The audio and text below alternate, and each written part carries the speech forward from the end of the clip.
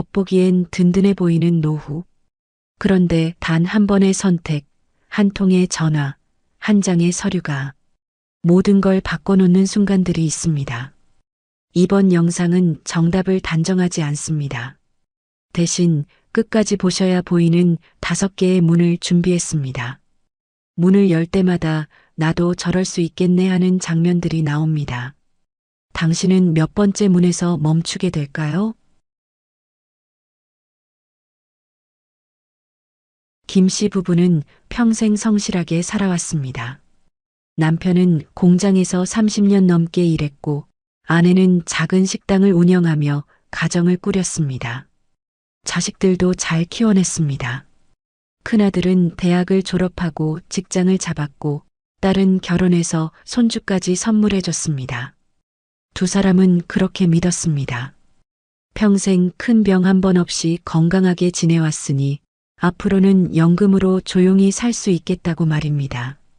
매일 아침 6시에 일어나 동네를 한 바퀴 산책하는 게 일상이었습니다.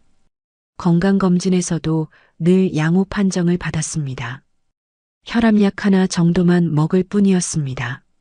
하지만 어느 날 저녁, 평소처럼 저녁을 먹고 있던 중이었습니다.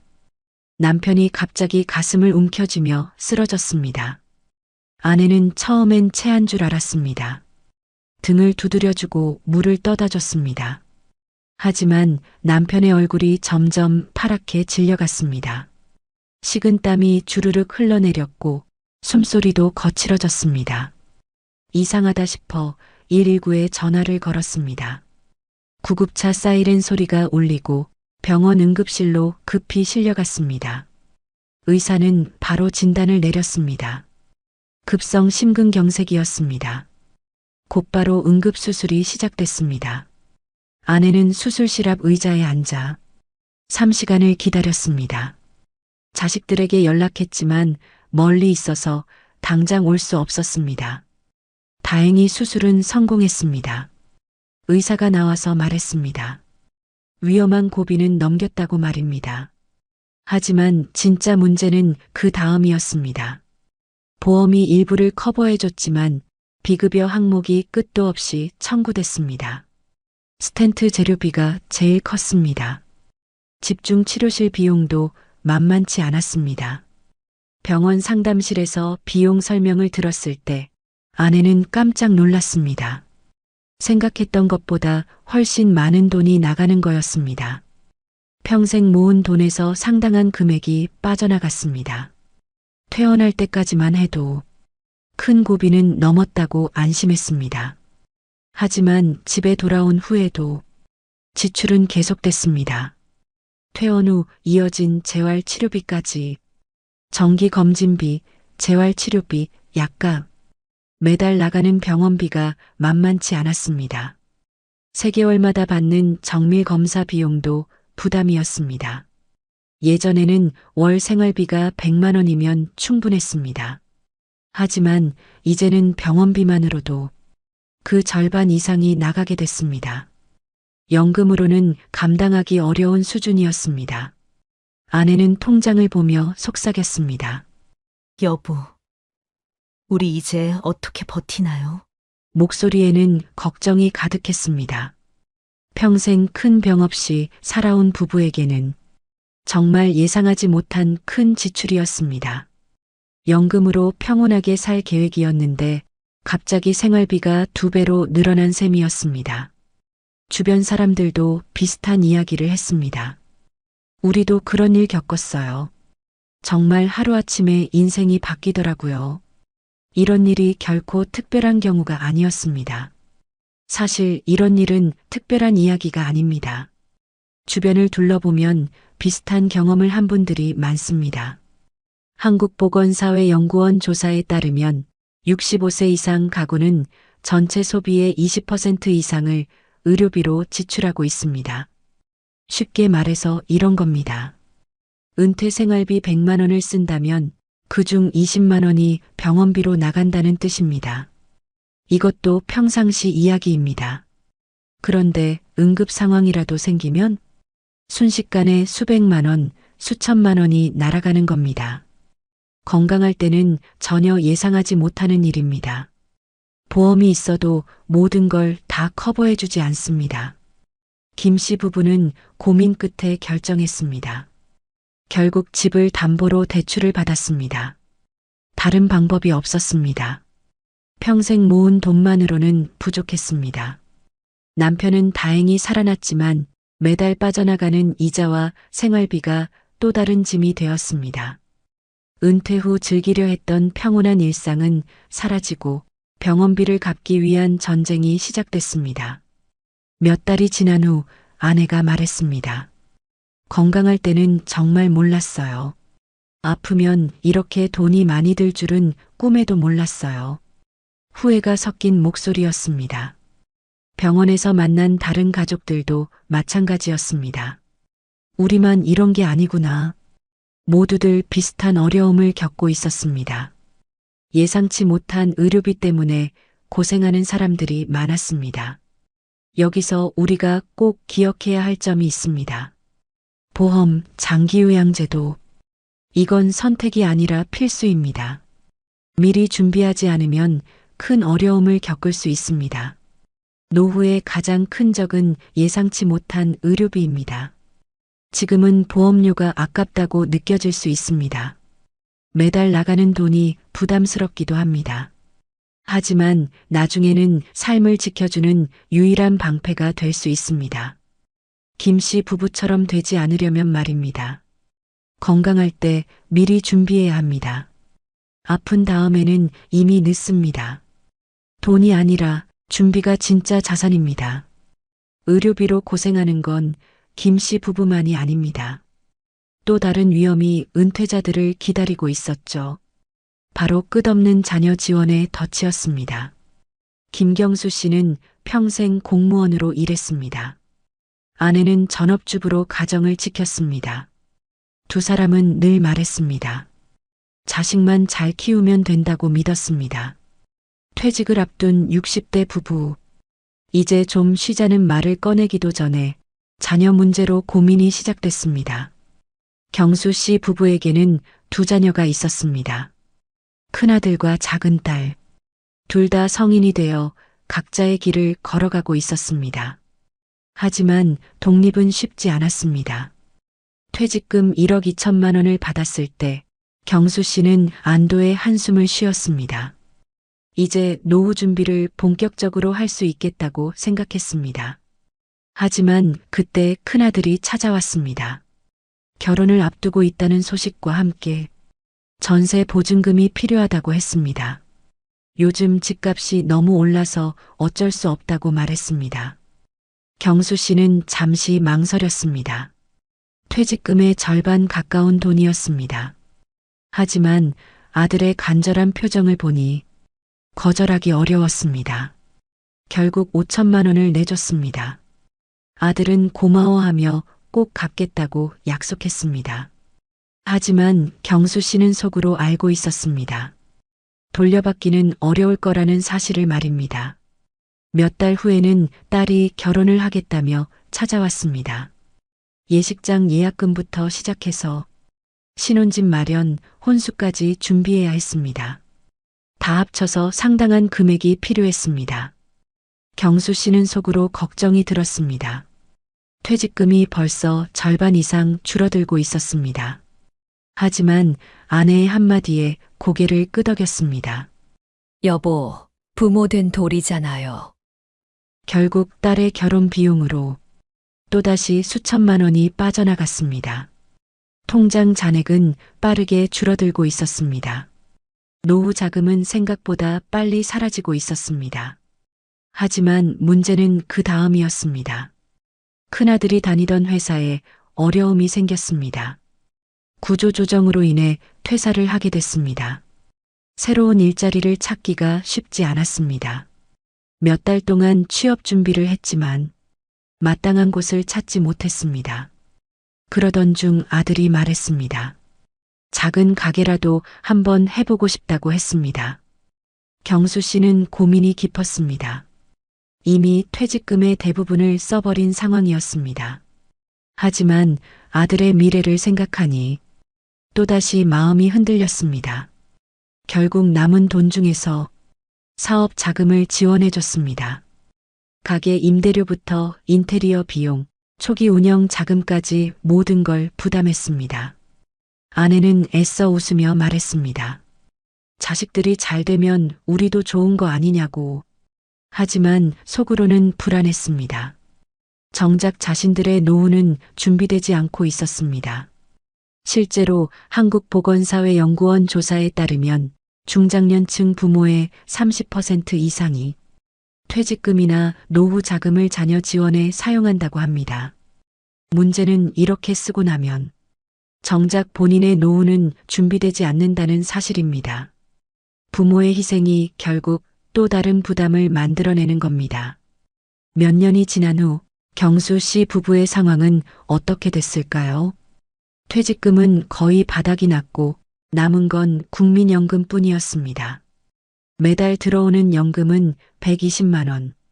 부부가 생활하기에는 빠듯한 금액이었습니다. 월세와 생활비를 내고 나면 남는 돈은 거의 없었습니다. 자식들은 고마워했습니다. 하지만 정작 부모는 스스로의 노후를 포기한 대가를 치러야 했습니다. 도움을 청하고 싶어도 자식들도 각자 바빴습니다. 생활비를 감당하기도 벅찬 상황이었습니다. 경수 씨는 종종 후회했습니다. 자식을 돕는 건 좋지만 한계를 두지 않은 게 문제였다고 생각했습니다. 부모의 노후가 무너지면 결국 자녀에게도 짐이 된다는 걸 그때서야 깨달았습니다. 주변에서도 비슷한 이야기를 많이 들었습니다. 퇴직금을 자녀에게 다 써버리고 나중에 어려움을 겪는 부모들이 많았습니다. 특히 자녀의 결혼이나 사업 자금 지원 때문에 노후 준비를 못한 경우가 많았습니다. 어떤 분은 이렇게 말했습니다. 자식 위해서 한 일인데 왜 후회되는지 모르겠어요.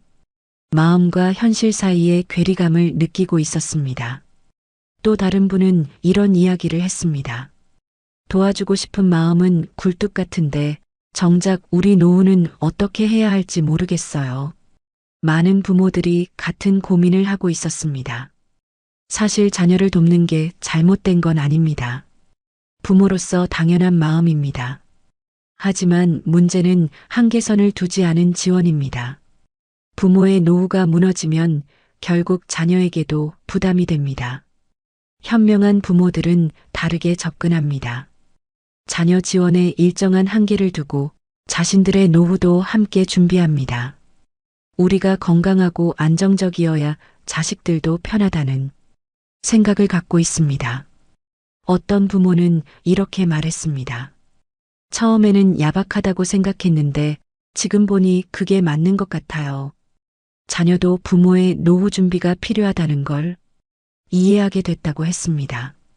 경수 씨 같은 상황을 피하려면 미리 계획을 세우는 게 중요합니다. 자녀 지원 예산을 정해두고 그 범위 내에서만 도움을 주는 겁니다.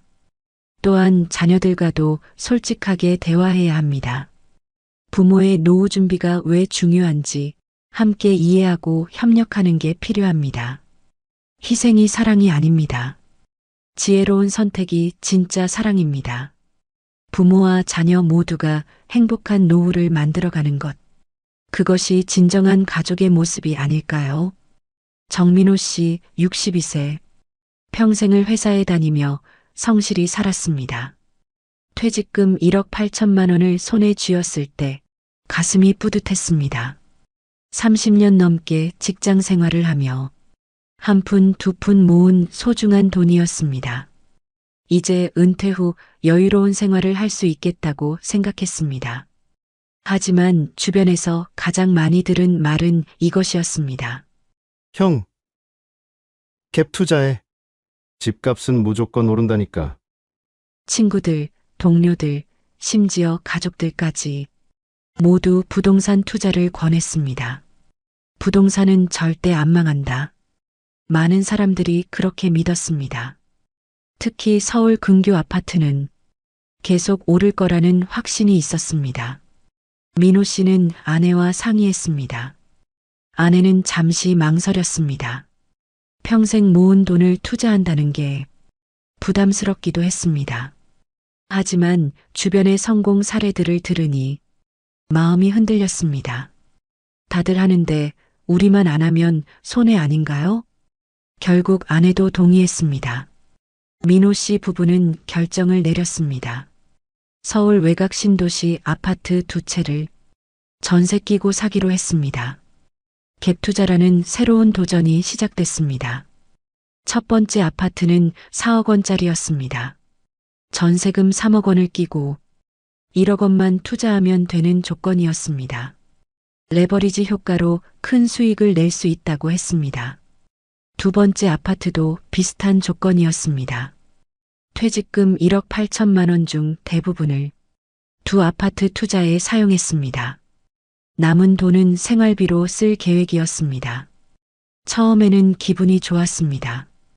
부동산 중개업소에서는 몇 년만 버티면 집값이 크게 오를 거라고 했습니다. 그러면 큰 수익을 낼 수 있다고 장담했습니다. 민호 씨는 매일 부동산 뉴스를 확인했습니다. 집값 동향을 살펴보며 언제 팔 타이밍을 잡을지 고민했습니다.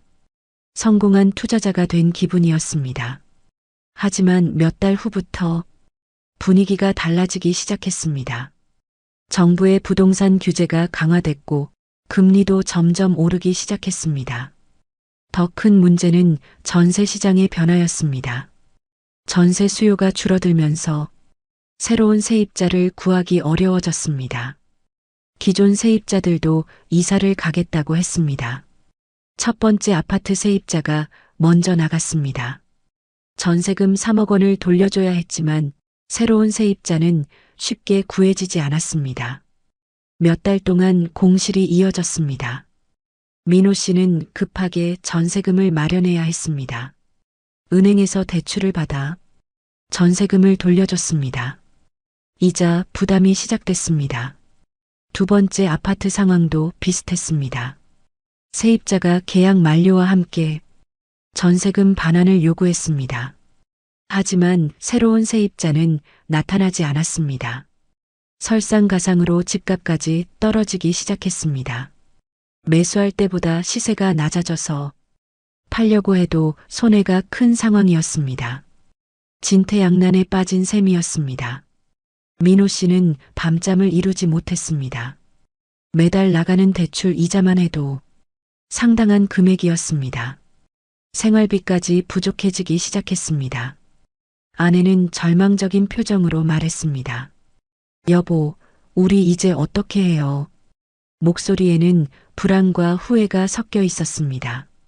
국토연구원 자료에 따르면 2020년 이후 전세 보증금 반환 사고 금액은 매년 1조 원 이상 발생하고 있습니다.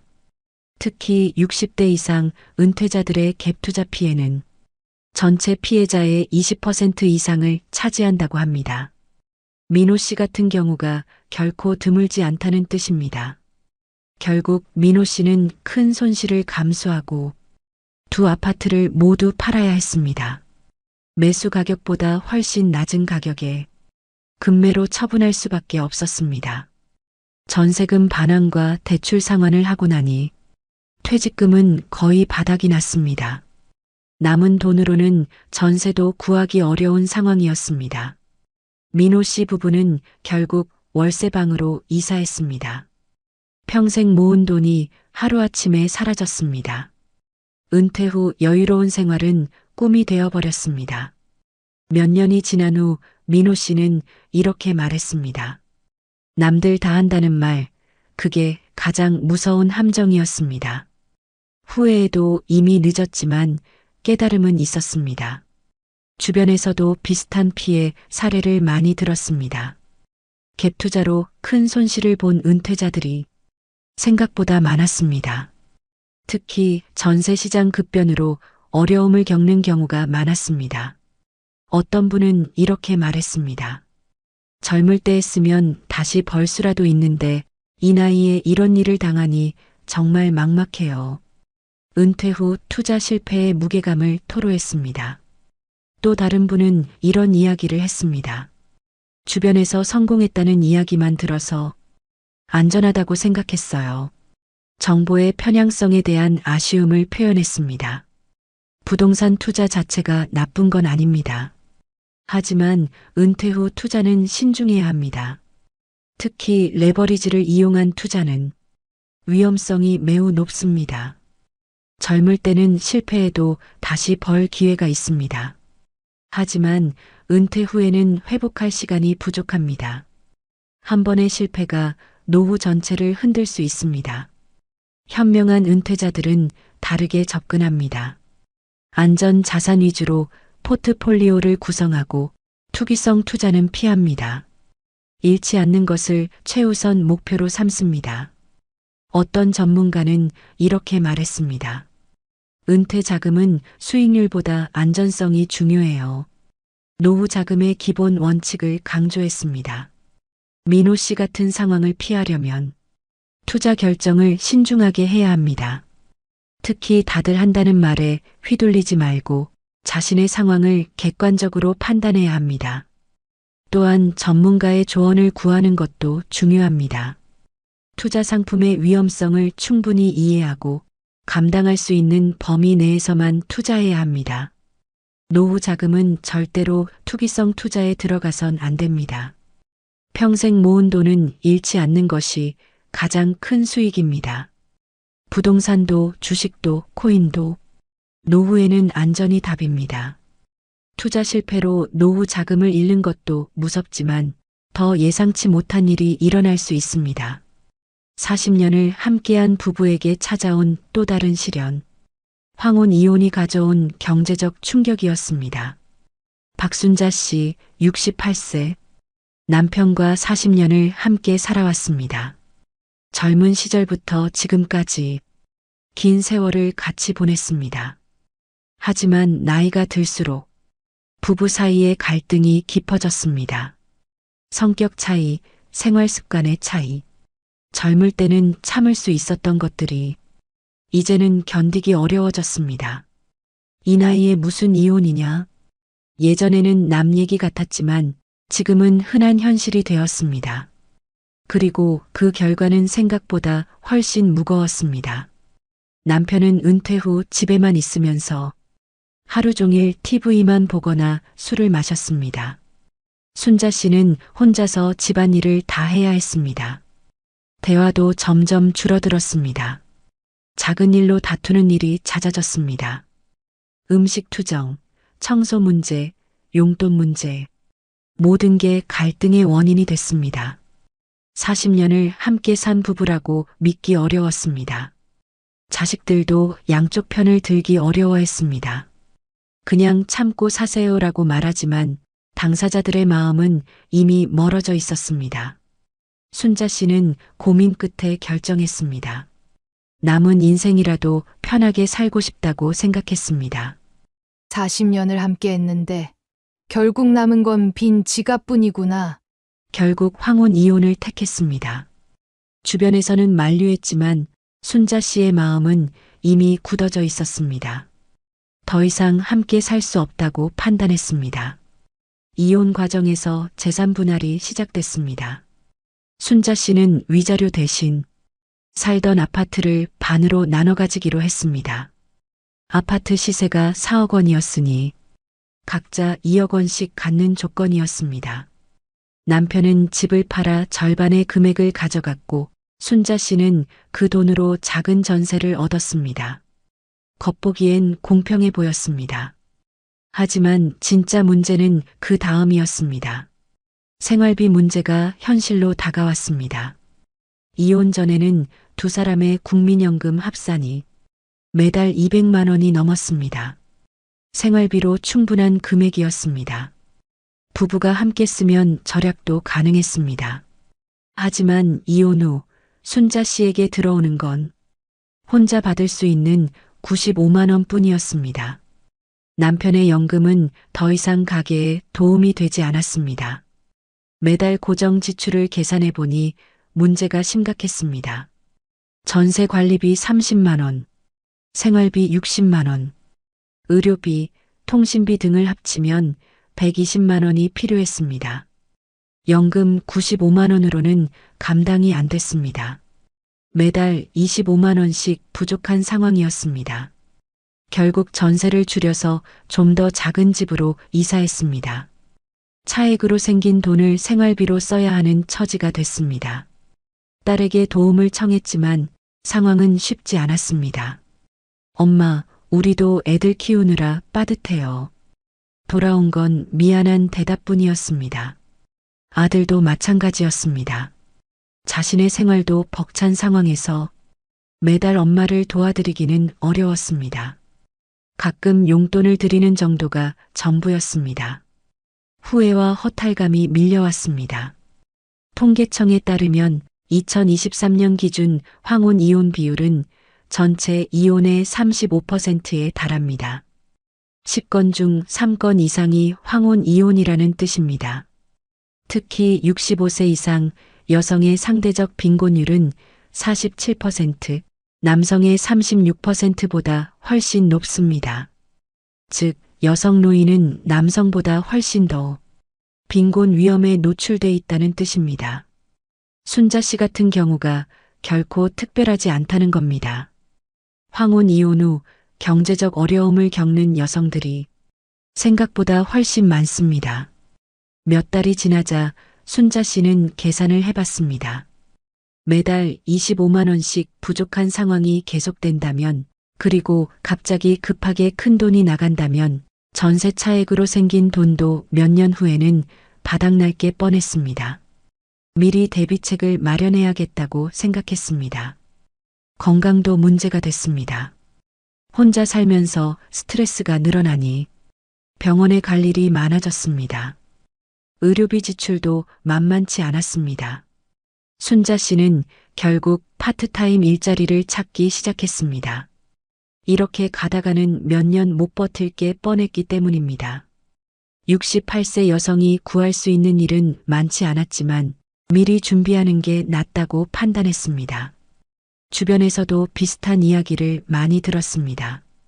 황혼 이혼 후 경제적 어려움을 겪는 분들이 생각보다 많았습니다.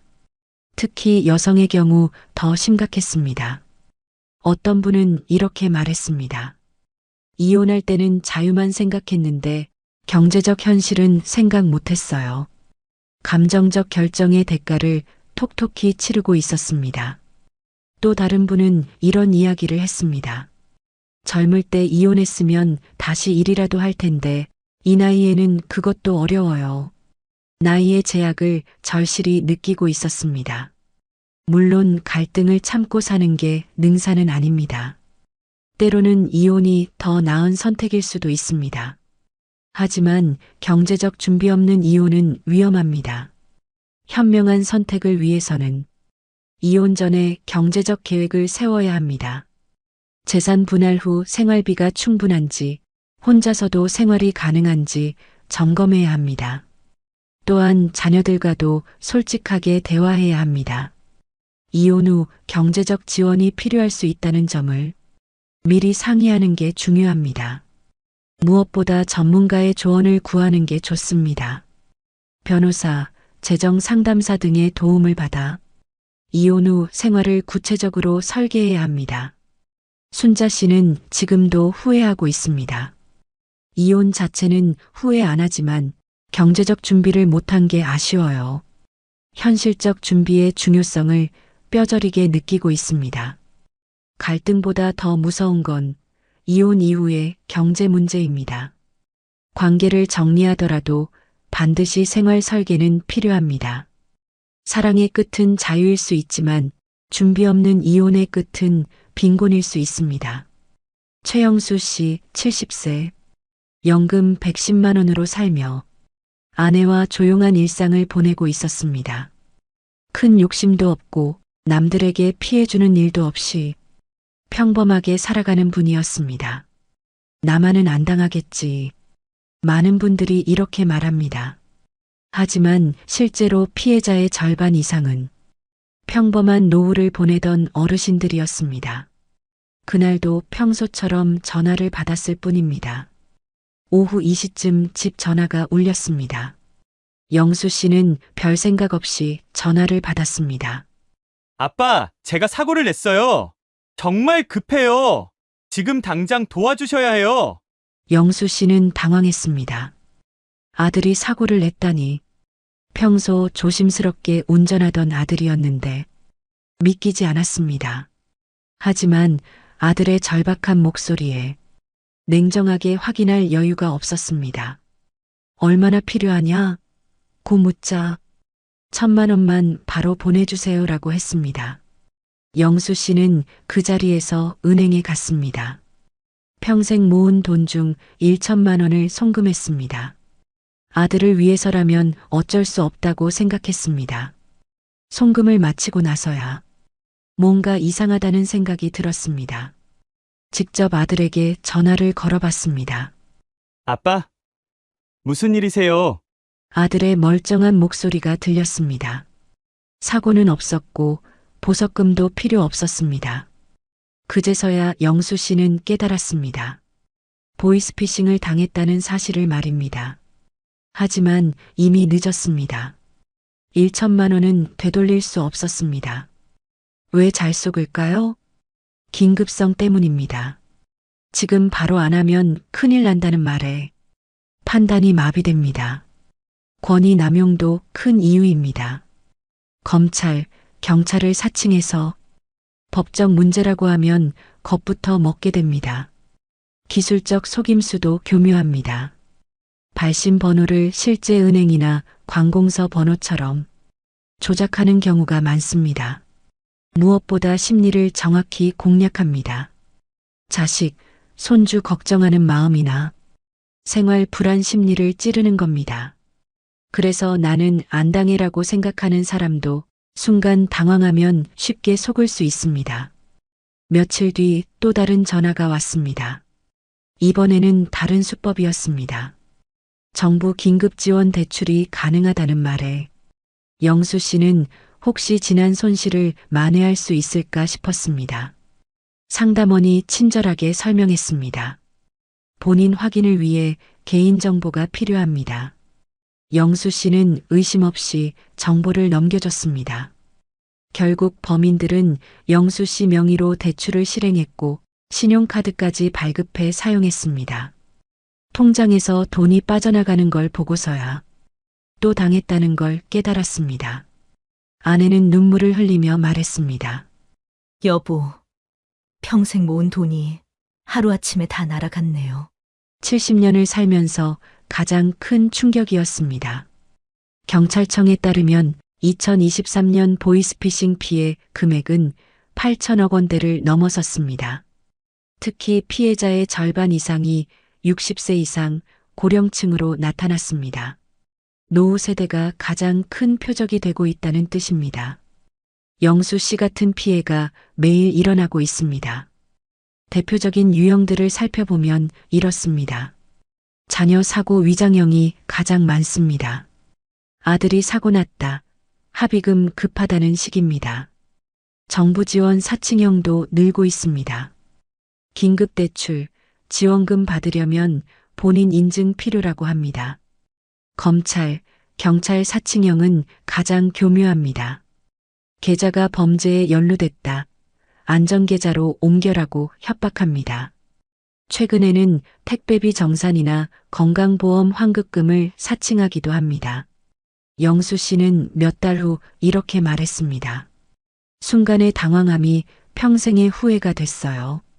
냉정함을 잃으면 누구나 당할 수 있다는 걸 깨달았습니다. 주변에서도 비슷한 피해 사례를 들었습니다. 나도 그런 전화 받았는데 다행히 의심했어요. 하지만 의심하지 못한 분들이 더 많았습니다. 어떤 분은 이렇게 말했습니다. 자식 목소리와 똑같더라고요. 어떻게 의심하겠어요? 기술이 발달하면서 속임수도 정교해졌습니다. 또 다른 분은 이런 이야기를 했습니다. 검찰이라고 하니까 겁부터 났어요. 죄짓지 않고 살았는데도 말이에요. 권위에 대한 두려움을 이용한 수법이었습니다. 어르신들이 자주 당하는 이유가 있습니다. 첫째, 정보가 부족합니다. 새로운 사기 수법을 접할 기회가 적습니다. 둘째, 기술에 익숙하지 않습니다. 발신번호 조작이나 메시지 조작을 구분하기 어렵습니다. 셋째, 가족에 대한 걱정이 큽니다. 자식, 손주 이야기가 나오면 냉정한 판단이 어려워집니다. 넷째, 예의를 중시합니다. 상대방 말을 끝까지 들어주려고 하다가 말려들게 됩니다. 하지만 이런 특성들을 알고 있으면 충분히 예방할 수 있습니다. 가장 중요한 건 의심하는 것입니다. 낯선 전화가 왔을 때는 5분만 시간을 두고 생각해 보세요. 급하다고 재촉하면 더욱 의심해야 합니다. 가족 관련 내용이라면 반드시 직접 확인하세요. 전화를 끊고 해당 가족에게 직접 연락하세요. 개인정보는 절대 알려주지 마세요. 은행, 카드회사, 정부기관에서는 전화로 비밀번호나 계좌번호를 묻지 않습니다. 의심스러우면 11이나 182에 신고하세요. 경찰이나 금융감독원에서 확인해 줍니다. 부끄러워할 필요 없습니다. 영수 씨는 결국 경찰서에 찾아가 이렇게 말했습니다. 부끄럽지만 나 같은 피해자가 더는 없었으면 합니다. 뒤늦은 후회보다는 예방이 중요하다는 걸 강조했습니다. 노후 자산은 내 경계심으로만 지킬 수 있습니다. 낯선 전화, 급한 송금 요청은 반드시 5분만 멈추고 확인하세요. 노후 파산, 남이 막아주지 않습니다. 의심과 확인이 최고의 보험입니다. 오늘 우리는 노후를 무너뜨리는 5가지 이유를 살펴봤습니다. 첫째, 갑작스러운 의료비 폭탄. 건강할 때 미리 보험을 준비하고 응급 상황에 대비해야 합니다. 둘째, 끝없는 자녀 지원의 덕. 자녀를 돕되 반드시 한계선을 정하고 부모 자신의 노후도 지켜야 합니다. 셋째, 위험한 부동산 갭 투자 실패. 노후 자금은 안전 자산 위주로 운용하고 투기성 투자는 피해야 합니다. 넷째, 예상 못한 황혼 이혼과 생활비 재앙. 관계 정리 전에 경제적 계획을 세우고 혼자서도 생활 가능한지 점검해야 합니다. 다섯째, 누구나 당할 수 있는 보이스피싱 금융 사기. 의심하는 습관을 기르고 급한 요청에는 반드시 5분 멈추고 확인해야 합니다. 이 5가지는 결국 한 가지로 이어집니다. 준비 없는 노후는 누구에게나 위기입니다. 혹시 이 이야기 속에서 여러분의 모습이 보이지 않으셨나요? 노후 파산은 남의 일이 아닙니다. 하지만 미리 알고 준비한 사람은 피할 수 있는 현실입니다. 가장 중요한 건 지금 시작하는 것입니다. 늦었다고 생각하지 마세요. 오늘부터라도 하나씩 점검해 보세요. 보험은 충분한지, 자녀 지원의 한계선은 있는지, 투자는 안전한지, 관계는 건강한지, 사기 예방 습관은 있는지 말입니다. 돈보다 중요한 건 지혜입니다. 그리고 지혜로운 준비가 여러분의 노후를 지켜줄 유일한 길입니다. 오늘 영상이 도움이 되셨다면 구독과 좋아요, 댓글 남겨주세요. 앞으로 더 많은 이야기를 전해드리는 큰 힘이 됩니다. 여러분의 안전하고 행복한 노후를 응원합니다.